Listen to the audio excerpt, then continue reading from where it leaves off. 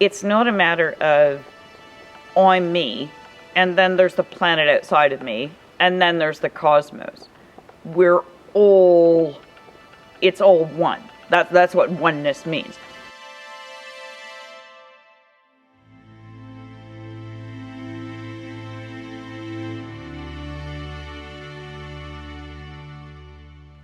So in the human system, we've got, our energetic core, our chakra system, our energy centers, that at the lowest point have a very low vibration, that's sort of going up. In the planet, the planetary also has electrical systems. It's got the ley lines, which would run through the same way that the circuitry within the human body does. And also, it's not new, the human body and earth metaphor, that the trees would be our lungs, that the soil would be our digestive system, the stomach, that the coal in the earth functions in the same way as the liver in the human body. The kidneys in the human body would be the equivalent of the wetlands on the planet. So then, and in this, what that interconnectedness really means is we're not separate from the planet. We're not the planet is not separate from a grander system. Beyond, we go out, we've got a solar system, and each of those planets, all carry the same energies that are within the planet, that are within the human system.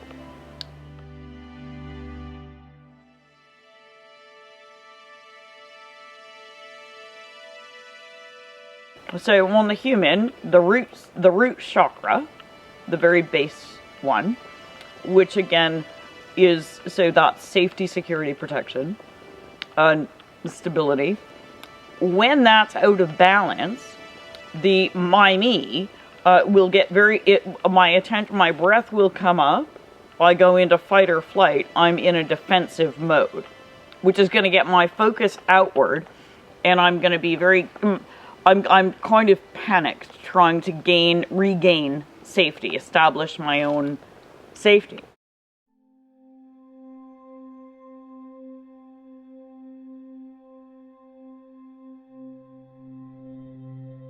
The root chakra in the human system, when that's balanced, we're safe, we're secure, we're responsive.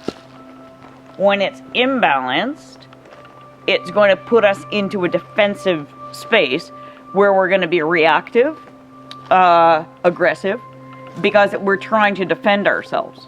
So what does that look like on the planet? If we're talking about the planet has, there's different energy vortexes surrounding the planet.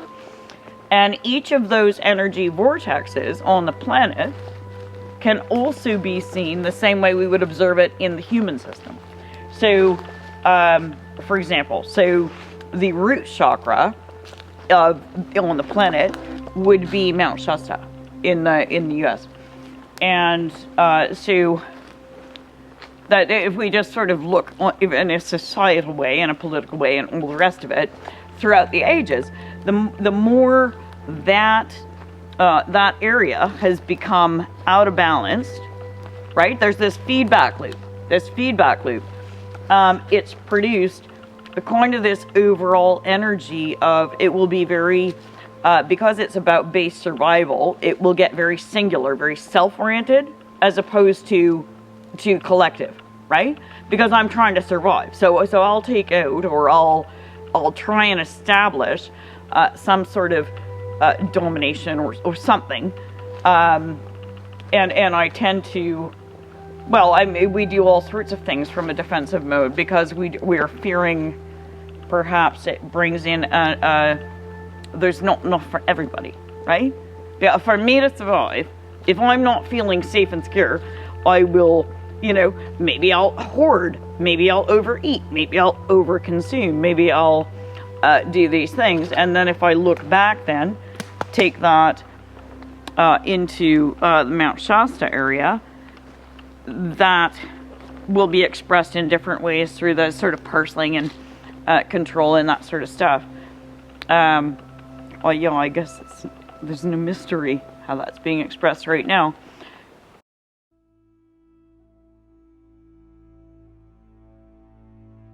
Happening within me is also happening within other, and what's happening in others also happening in me. So what's happening on the earth is also happening within my system.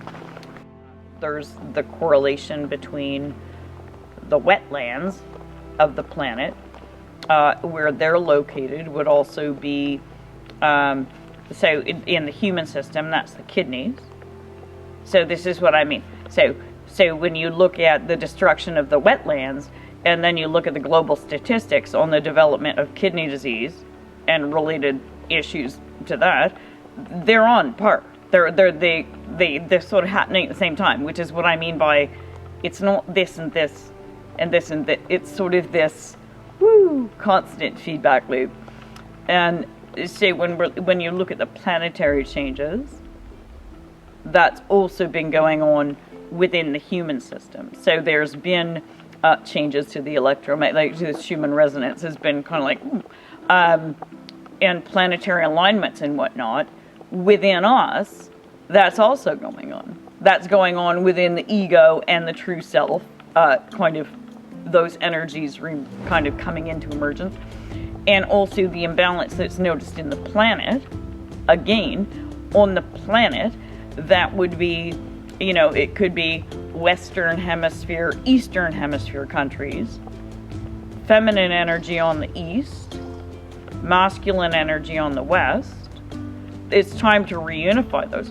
The Eastern continents is a very harmonious approach to things. There's a recognition of that system, of the harmony, of this interplay of, you look at the medical approach. Their approach to medicine or to life, it's very harmonious. There's no separateness. Whereas Western medicine is much more boxing it in and dividing the system up. So it's not one or the other. It's using the best of both to work in a very integrative way. So integration within me, the same thing. It's not all about this logic action oriented or receptive allowing. It's that interplay. It's this unification. And the way that's looking in me as we're going through this, it's pretty difficult for those two energies to reconcile, to get back on the same page, because it's been so long since we've been in this left hemisphere masculine energy dominated identity that, and on the planet the same thing.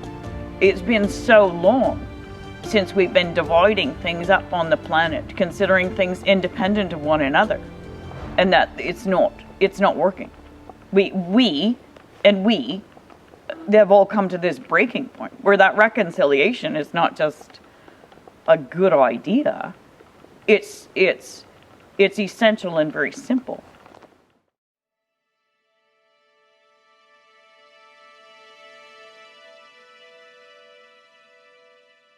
My energy field, so I've got my energetic core, and within me I am constantly sending out an energetic pulse.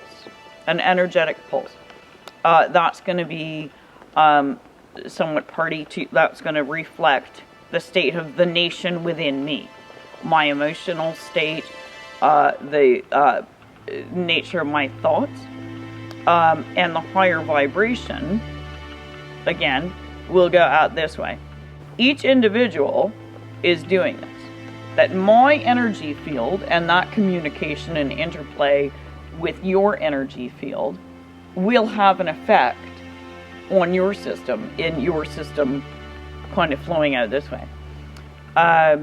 One way of, so then in a planetary way, we've all got these bubbles that are connecting us, but not just physically. The energy is it radiates out. It can be communicated in so many ways. Then all the way we're doing that, we're not like, how much of our bodies are made out of this like perfect amplifier of our radiation being water. So we're pulsing out. Our energetic cores are also holding a certain vibration that's going to go out and in and out and in. And the more that's coming into my field, the less able I am to filter that out, the more out of harmony and sync I get. Now, when that extends out and out, out, out, out, then those signals are going out stronger, which is how, so how does my behavior affect you? How do you affect us? How does this community's overall attitude, sets of beliefs, energy, all this sort of thing affect it? Is this mirror back? That's mirror out, mirror back.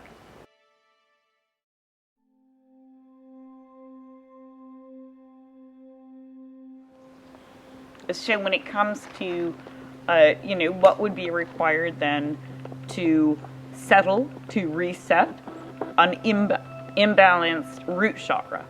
So it would be the opposite, whatever's not there.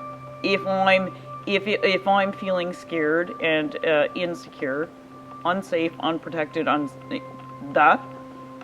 then what's required then is to bring in the vibration, literally the vibration, of safety, security, protection. So because the more if we see someone feeling insecure, feeling like that, very often what we'll do is we'll exert the same onto that and expect that to somehow control it and make it feel better. As opposed to sending it, what does that system need to feel safe, secure, protected, and calm? What does that feel like? Well, it feels like love. It feels like protection. It feels like solid ground. So if I'm looking on the planet and I'm looking at areas perhaps where we can just watch the news, how do I heal the energy there? How do I affect change into a thing that seems so much bigger than me? Well, I do it with a vibration. I send Mount Shasta and all areas associated with that area that are currently out of balance, I send it love. I send it the vibration and intention of safety, security, protection. And that calms the system. We have so much more power than we've tapped into to affect changes. And people look at the state of the nation or the state of the planet, the state of all of it, and feel very disheartened. And in that disheartened are now sort of adding to it by with this vibration that's quite low, and so benign, feeling benign, when in fact that's simply not the case. That's simply not the case.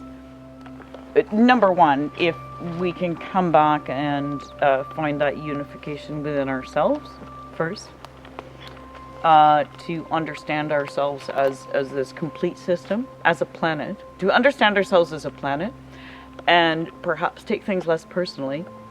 That was the first thing, is to really connect with what does that mean to be a system. What does that mean to have this constant interplay and circulation of energies and emotions, and how can we then master that within, bring that unification within, and then it's not an effort to take on the bigger situations of the planet, is it? It happens because of this feedback loop. If I'm doing it here, it will come out there. The more of us coming back within and finding that unification within ourselves, the more that will be reflected to us in the outer, in our relationships, in our planet, in our institutions, in our approaches and philosophies, and this, however we choose to evolve as a society, where perhaps there is more harmony among what for so long been considered to be these polar opposite philosophies or approaches to life, or this sort of me against you and them against us, and the once we connect with that, once we can make peace with that, we shall see it everywhere else. That I think that's the only summation I can give.